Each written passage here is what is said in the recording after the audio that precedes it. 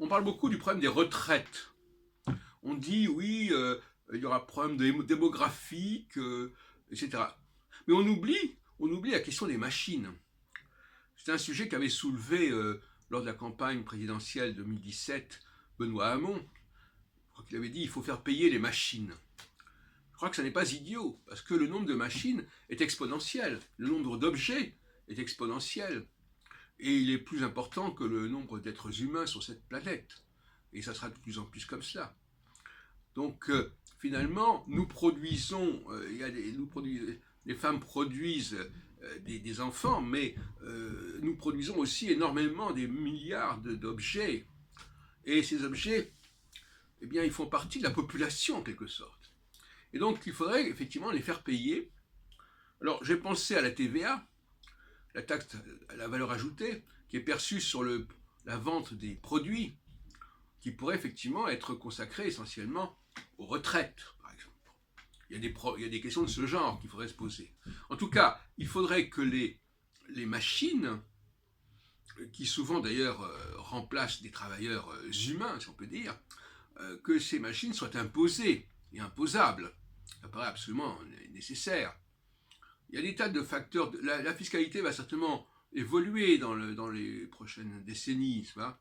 Il va falloir imposer les machines, et également il faudra imposer les mots employés, les mots étrangers, comme on impose aujourd'hui l'utilisation de telle et telle musique.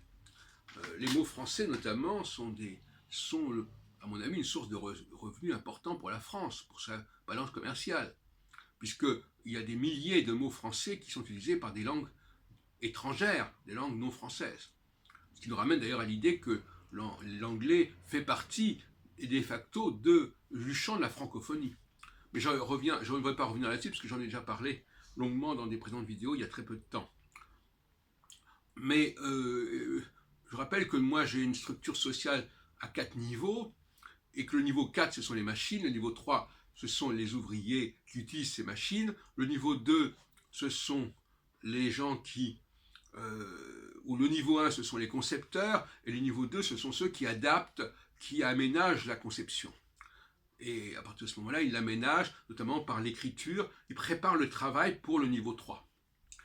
Donc il y a tout un processus comme ça, avec effectivement la question de l'imposition, dont j'ai parlé également, à savoir que l'argent qui est récupéré au niveau 4 et au niveau 3 doit remonter vers le niveau 1 et le niveau 2 par le processus de la redistribution.